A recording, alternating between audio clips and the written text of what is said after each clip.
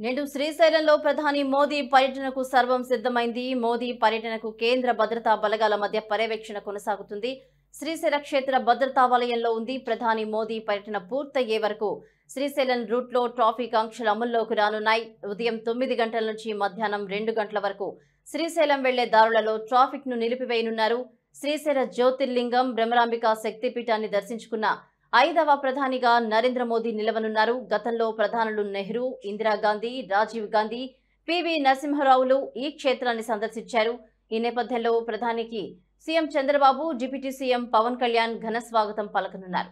కాశీ, ఉజ్జయిని తరహాలో శ్రీశైలం మల్లన్న ఆలయ అభివృద్ధికి రూపొందించిన నివేదికను ప్రధానమంత్రి నరేంద్ర మోదీకి CM Chandrababu, deputy CM Pawan Kalyan ఇవ్వనున్నారు. శ్రీశైల దేవస్థాన అభివృద్ధికి 5,400 ఎకరాల భూమిని అటవీ శాఖ అభ్యంతరాలు లేకుండా కేటాయించాలని నివేదిక ద్వారా అయితే కోరనున్నారు.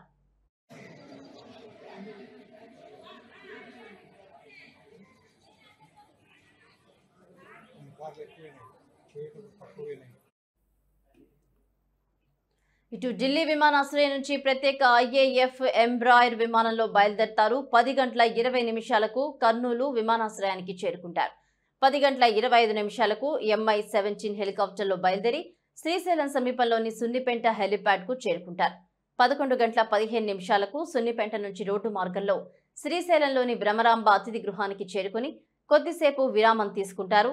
11 గంటల 45 నిమిషాలకు శ్రీశైలం ప్రధాన ఆలయానికి చేరుకుని భ్రమరాంబ మల్లికార్జున స్వామికి ప్రత్యేక పూజలు చేస్తారు. అనంతరం శివాజీ స్ఫూర్తి కేంద్రాన్ని సందర్శిస్తారు.